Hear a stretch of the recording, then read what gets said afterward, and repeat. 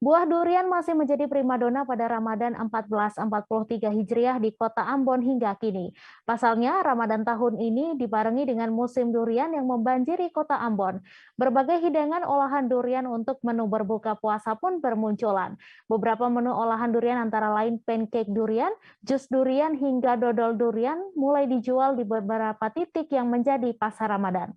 Untuk info selengkapnya akan disampaikan langsung oleh rekan jurnalis Tribun Ambon, Dedi Aziz yang kini sudah terhubung bersama kami. Silakan Dedi. Ya, baik. Terima kasih Mei dan Tribuners. Dapat kami laporkan bahwa saat ini di kota Ambon sedang banjir-banjirnya musim salah satu raja para buah, yaitu buah durian.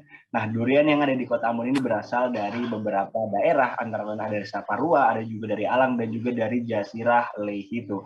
Nah, uniknya durian-durian di Ambon ini merupakan buah-buahan durian lokal yang memang dijual dengan harga murah. Pasalnya memang pada awal kemunculannya saat pertengahan Maret tahun 2022 bulan lalu itu harga durian di Kota Ambon masih begitu relatif mahal ya jika disesuaikan dengan kantong masyarakat Kota Ambon.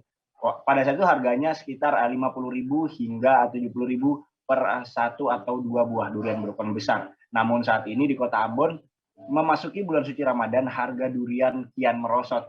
Bisa dibilang bahwa saat ini dengan harga 9.000 atau 8.000 rupiah saja, para penikmat durian bisa merasakan sensasi durian dengan berbagai tekstur. Ada yang teksturnya seperti mentega, ada juga yang teksturnya seperti agak keras begitu ya. Nah, para penjual biasanya menjual di beberapa titik di kota Ambon, antara lain di depan pusat perbelanjaan Maluku City Mall, kemudian ada di Pasar Mardika Ambon, Kesan Wayame kota Ambon. Itu mereka berjualan dengan satu unit biasanya dengan berbagai jenis mobil, ada dari mobil angkutan umum, kemudian ada dari mobil pick up, begitu dijejerkan durian-duriannya.